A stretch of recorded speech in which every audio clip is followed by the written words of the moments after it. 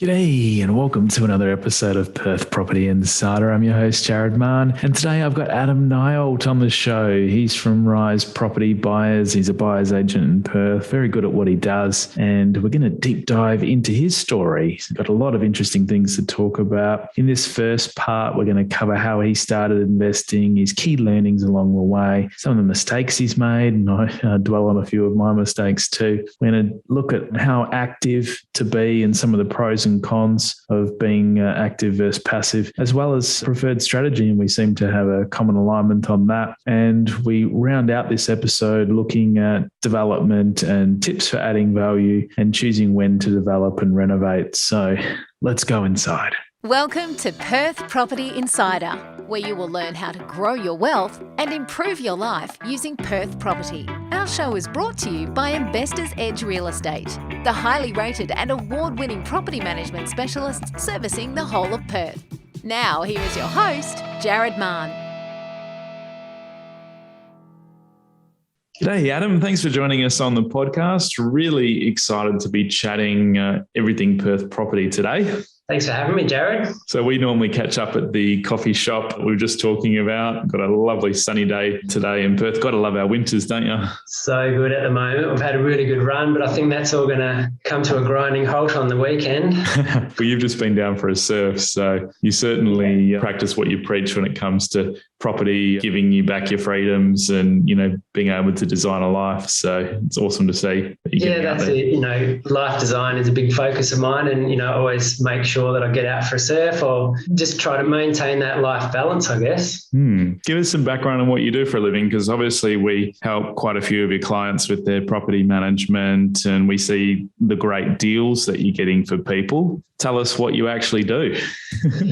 Yeah, so I guess I've just started a property buyers agency a few years ago now. So I guess it's been a natural progression. Like I've been doing civil engineering for more than 20 years. Oh, so I forgot you were an engineer. Yeah, well, civil designer. So I started off doing land development, large scale subdivisions. Oh, cool. The big developers around Perth, doing sewer design, drainage design, earthworks, retaining walls, roads, all that sort of thing. I have to tell you my dad about you because that was his expertise. And was it really? For 40 odd years. Wow. They did a lot of the larger land developments and golf courses and stuff, and might have crossed your path. So that's my bread and butter, and was. And I guess I moved when the mining boom picked up, sort of 2000, mid 2000s. I kind of moved into large scale mining projects and. Okay. Pretty much all iron ore and heavy haul rail, that sort of thing. And on the side, I've always done property. I bought my first property when I was 20, so have done that my whole life. And it's just been a natural progression, really. And now I'm doing that full time, and I'm really loving it. Helping investors along their journey, just the way I did at the start, and making sure that they don't make the mistakes that I made along the way as well. And you'd probably notice yourself that when you switch from just buying your own properties to doing it full time and helping many more people, you go through those learning cycles like every day, every week, don't you? And, you just seem to really be able to spiral up on your own, knowledge and experience and then feed that back to your clients, which is the exciting thing. So, yeah, 100%. And, and obviously you're dealing with someone else's life as well. So you've got to be a lot more diligent and, make sure you're running through the right procedures and checking off all the things that you need to do to find a good investment property. So how did you originally come across the idea of property investing? You said you bought your first property at 20. Any key influences that led to that? I guess in my family, we moved around a lot. So my parents bought and sold houses, and I don't really know I don't think it was for making money. I think it was just, I don't really know, to be honest, just a mind-changing thing, I guess. So we moved a lot. I moved around schools and that sort of thing. So we eventually built a property, or my parents built a property probably when I was about 8 or 9. We went through the whole process, going to the display homes and picking out all the kitchen cabinet colours and that sort of thing. And so I kind of got dragged along through that process, and I learned about building and watching everything take shape and, seeing all the bricks go down and going into my bedroom before it was actually ready to be moved into and that sort of thing, getting really excited about it. So I guess it's been in my blood blood from a young age. Parents always talking about it and that sort of thing. So I've always kept my eye on the paper when I was young and looked at prices and always dreamt about buying my own property one day. And then I got to an age where I finally could do that. And, I did just that. And it takes a fair bit to get the first one, doesn't it? It's like, all your savings, everything into it, Yeah, exactly. And it's a big step. And when you haven't had the education behind you, you don't really know what you're doing. You just kind of jump into it. Well, I did anyway. There wasn't podcasts and YouTube or anything like that back then. There was a newspaper and books, and I didn't even really read any books at that point to do with investing. So it was just a leap of faith and learn the hard way, I guess. And what were some of the numbers and what did you end up buying on that first one? Yeah, okay. So can you remember them? Yeah, I actually got a really good one by fluke, I guess. I was just scanning through the West Australian, as you do, looking at all the properties and the prices. And I saw one that was $39,850. And it was a one-bedroom unit in Mosman Park. Oh, yeah.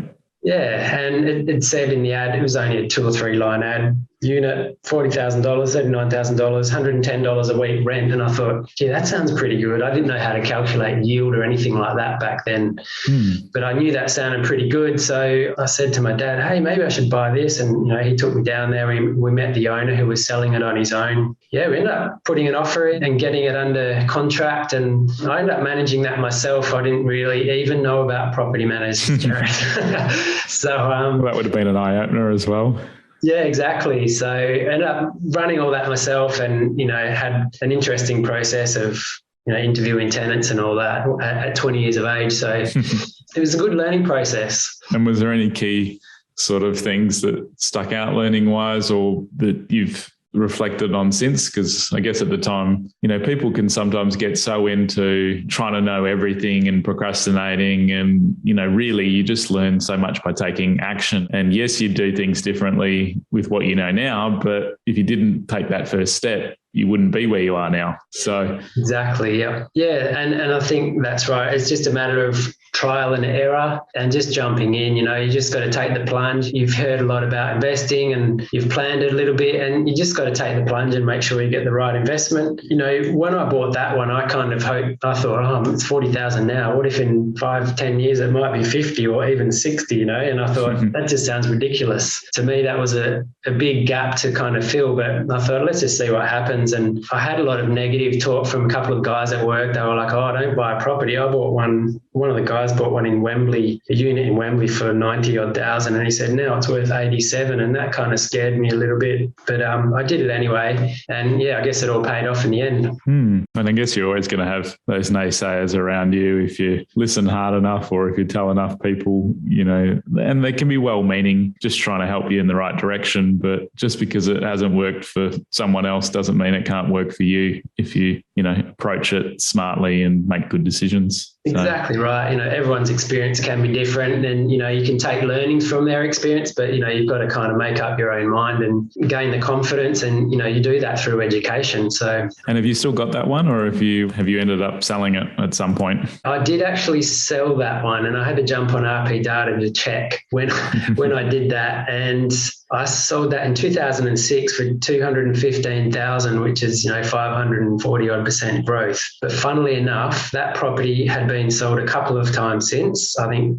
2 or 3 times for a higher price, maybe 250 or 260. But it just sold in June 2022 for 215,000. So exactly. The market has certainly taken a battering, hasn't it?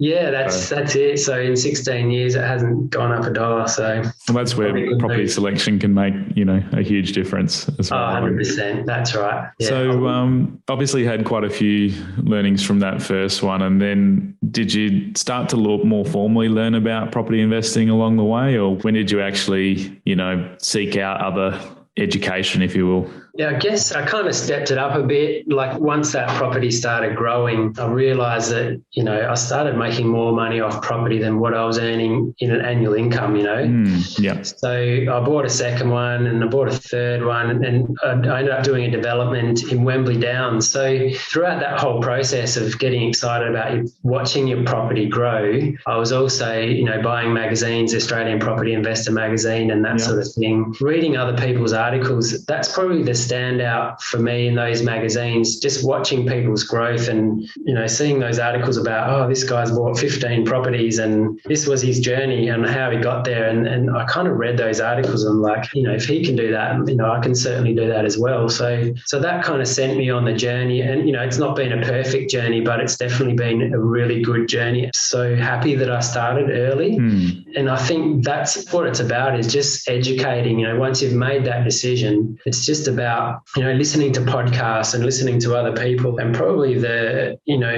one of the things that I didn't do is find a mentor, I guess. So that's one thing that I would advise, is getting a mentor, someone who's done it before, or someone who's in the position where you would like to be, whether that's developing or, buying commercial property, whatever it might be, just finding someone who has that experience and they can kind of lead you down that path as well. Definitely accelerates the journey, doesn't it? And you notice over time that their mindset translates to you and what you think is possible. You have to keep raising that wealth thermostat, as different people call it. So, it is true that if the people that you're hanging around with aren't earning 100,000, 200,000, $1 million a year, then, you can only think at that level. I've definitely found great value in that and changed my mentors over time, because someone that is, 10 steps ahead of you may not even be open to giving you their time, because I always try to give something back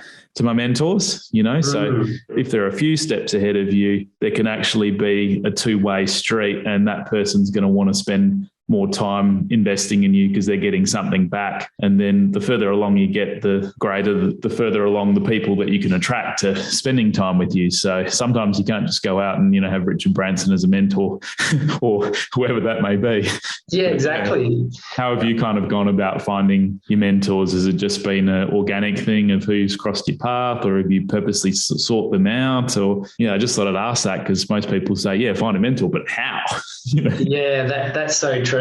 I guess it's probably been a little bit more difficult for me because I've done a lot of traveling in my life. So I lived overseas for 7 years, doing a lot of surfing, snowboarding, that sort of thing, living in the Alps. And then I did a lap around Australia for a couple of years. So in that whole time, I've been kind of keeping my toe in the water with property, investing, getting development sites so I can do a development, that sort of thing. Did some developments on the East Coast as well while I was living in Byron Bay. So I lived over there for a couple of years. So I guess finding mentors on the road is a little bit harder, but, especially as you said with Zoom and that sort of thing, it's a lot easier to do. So now I've been back in Perth the last few years, I've kind of started mixing in different circles, such as Perth property developers. And, groups like that are really good because you are mixing with people with common interests, and you naturally gravitate to someone you might get along with, and they're heading down a similar path to you. So that's been really helpful, is seeking out groups that offer that kind of education that you might be looking for. I'm a member of a mastermind group, which is part of EO, which is entrepreneur organisation. So not for everyone, but they're sort of fellow like-minded business owners that also, many of them love investing and stuff. And that's where I've been tapping into that sort of group recently. And then I love running this podcast because it gives me a chance to, reach out and get to know people. And I spend half the time often chatting to them about my own investing before we hit record. That's been a great one. But when I was younger, I just used to go to all the investing, catch-up groups, and they used to post them on the Summersoft forum, and these days called Property Chat. And I've been meaning to actually start running some face-to-face networking things again. I've got a nearly 4-year-old, so I stopped doing a lot of out-of-hours things, and it can be hard. And with COVID as well, I got out of habit of not organising these things. And so, it's a good reminder to maybe launch a meetup for everyone coming up. Yeah, that's a great idea. Put it in the calendar and send out a few emails and get everyone together. I love that idea. I think we're all sort of craving that connection, especially when we haven't had it for a long time. So it's been an interesting couple of years, that's for sure. But Yeah, I think, the way that the world has changed over those 2 years, it's opened up new doors as well, with Zoom and people working from home and that sort of thing. It's really, really changed all industries, really. So I think it's been a good thing. It's also opened up the opportunity, and a lot more people are more open to investing interstate now. And, a lot of our new clients at the moment are coming from Sydney, Melbourne, especially when their markets are cooling off, and they're looking across to Perth because, we represent such great affordability and great rental yield. If they're going to go spend 500, 800K over there, they're going to end up with a shoebox that's probably going to rent for 2%. Whereas here, you're going to get a pretty reasonable house or something with a decent land component. And we're probably going to be getting the 4 to 6% rental yields. Are you seeing many of the over east buyers at the moment? And who is your sort of main clients that you are seeing buying? Yeah, definitely. I think most of my clients are actually from over east. We also have quite a few expats. So, people are definitely seeing value in Perth. If you're looking at your property fundamentals, buying, property of, a house on a large block of land with a strong yield in a good suburb that's less than 20 k's from the city or whatever, Perth really offers that. So I think a lot of people, obviously Sydney's done cycle after cycle, so it's really difficult to purchase a place over there. And even a lot of the regional areas have gone up a lot. Queensland has gone gangbusters. So naturally people are looking for those opportunities. And with Perth's affordability at the moment, it just presents a great opportunity. Yeah, exactly. Well, wrap back around and talk more about the market in a minute before I get too sidetracked. Yeah.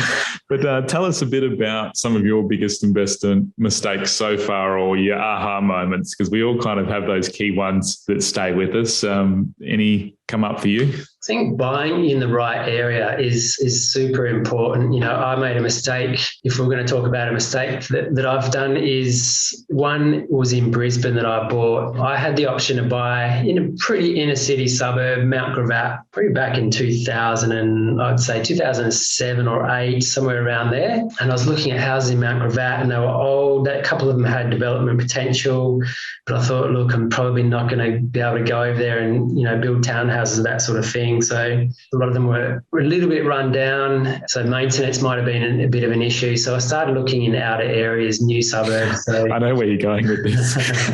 Yeah. I know how well Mount Gravatt has gone too, because I just recently bought a property in Brisbane, not because I believe Brisbane's going to do better than Perth, but just because it's part of my larger plan to own properties in each of our major capital cities. And I own a lot in Perth, so I wanted to diversify a bit. And yes, Mount Gravatt was on the radar of how well it's gone. I bought quite close to there in Holland Park. That's great. So, yeah. Really so, yeah, keep going with this story because I want to see how this pans out, but a lot of it's ringing true to me. Yeah, you know it's not going to end well. So I ended up building a house in Springfield Lakes. So Springfield Lakes was really being pushed by those property investor magazines. And, yes. I had a property out in Ipswich there previously, which is right next to Springfield Lakes. So, yeah, I'm feeling if we could both go back in time, you buy in Mount Gravatt, I'd buy in Holland Park sooner. Oh, yeah, we would have felt a lot of pain.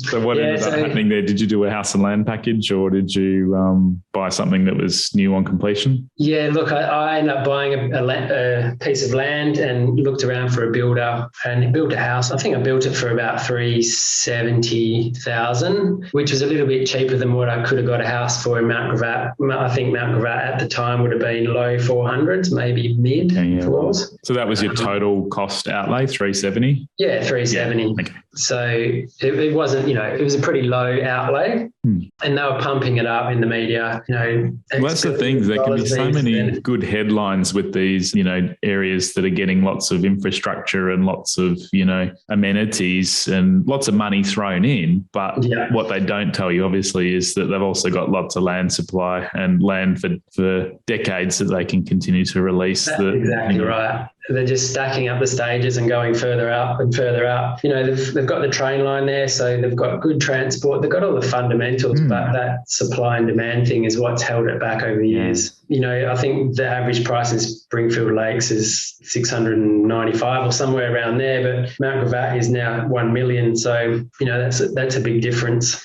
Yeah. And that actual sort of site now would probably be 1.5. Oh, exactly. Yeah. Something developable. Yeah, that's right. And, that's why it's so important to understand the fundamentals, and that supply and demand thing is such a huge driver for growth. And you've just got to be really careful that the area that you're buying in is going to stay in demand and, it doesn't have any potential for supply shocks or anything like that. Yeah, good one. Well, I wish for our listeners that they don't have to learn the painful ways that we have and can hopefully take our advice when it comes to, making those selections and not, going through the same pain.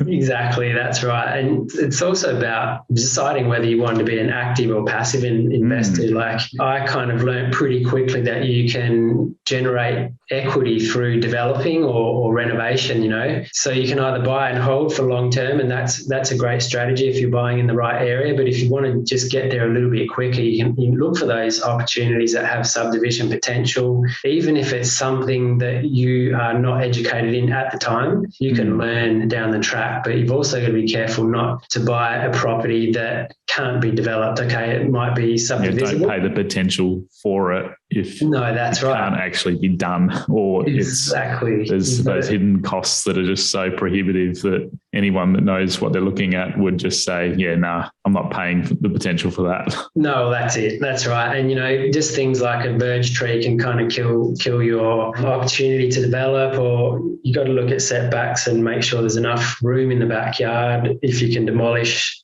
an alfresco or something, what's the front house going to be worth if you're putting the fence right up hard on the back door, and those sort of things. There's a lot to think about, but it's I think buying those development sites in the reasonable areas are always going to have that solid capital growth in the future, because they've just got that, they're carrying that opportunity into the future. And you've got 2 blocks growing, or maybe 3 blocks growing in value. The one mistake I do see people make is probably overly focusing on, I need a development site, and trading everything off for that. So the location for me is what does the heavy lifting. And if you have to compromise that, I'd take a property without development potential any day over a poorly located property that has development potential. Yeah, definitely. And there are other factors to think of, like a lot of the development sites are old houses, and then you've got maintenance issues. And if you need to kind of understand that this house may cost you a little bit in the meantime, and you need to work that out. How much is this going to cost me to hold? And that's why I think developing straight away is probably, for me anyway, the better strategy, because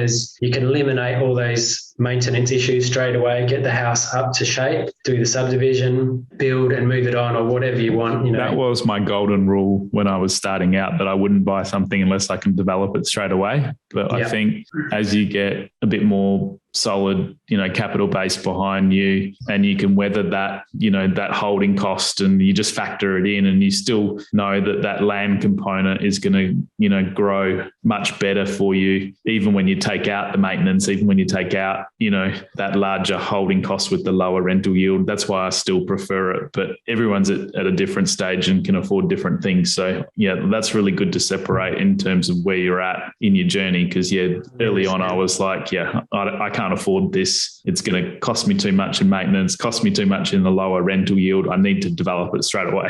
Yes, exactly right. And, they're definitely not a good first investment, because the yields are usually pretty low. So, and that cost to renovate and or develop usually has to come from cash or equity, and you can't borrow for it. So that, you need to have that money around and plan to do it and have it ready, if that makes sense. Exactly right. And, because you don't want that property to eventually shoot you in the foot, 5 years later, it's costing you money. You don't have the money to develop it, and then you end up offloading it, and you kind of, you're further behind than when you started. Yeah. So what I've done on my recent Brisbane purchase is that I'm spending approximately 2% of the purchase price, but it, say, 35 odd grand to, give it a full cosmetic redo so that I can attract a better tenant. I can increase the rental yield by 30%, and I'm just going to then sit it on the shelf and forget about it. But I'm prepared to spend that money up front to make it attract the better tenants, have a better rental yield, and it'll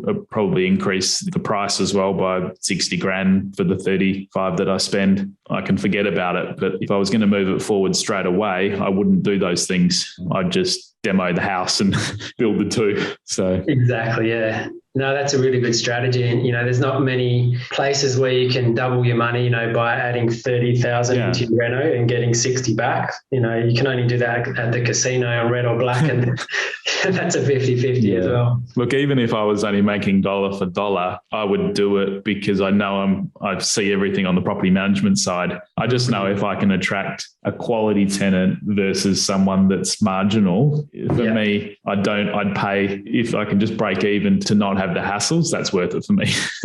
Yeah, no, that's a really good point. Making the investment property a little bit more attractive to tenants, and exactly that, attracting a good tenant. You don't want to have, an average bathroom and average kitchen where someone's like, oh, that's great, we can afford to move into that, because it's not very nice, And it doesn't take too much on, to get a property to being well presented without going overboard. You can repaint, you can polish boards, you can, change fittings, you can, do blinds if needed. And, there's renovation companies around that can kind of manage the whole thing. You pay a little bit extra, but then you don't have to, I don't want to be, going to Spotlight and, coordinating all these things. So yeah, just keep in mind, you don't have to do it all hands on yourself. No, that's exactly right. I mean, the electrician will put in a downlight for $40 odd, and that's a super cheap upgrade, taking out all those ugly light fittings and putting downlights through the house. And it's a really quick job.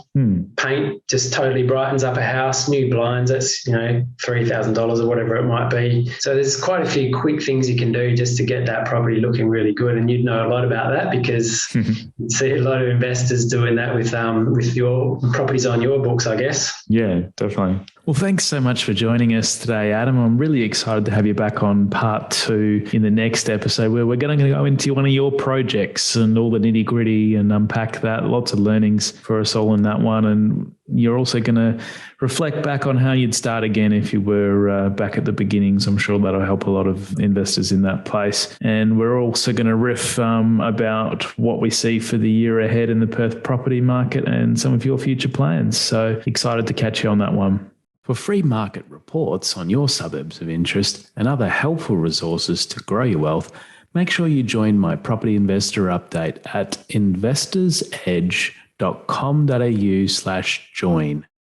And finally, make sure you're a member of our Perth Property Investment Facebook group to be part of the conversation with other like-minded investors, get help to your questions, and get a feel for what's going on out there in the market. Just a reminder that the information discussed in this podcast is general in nature, as we don't know your specific situation. You should always seek professional advice before taking any action. I'll see you in the group.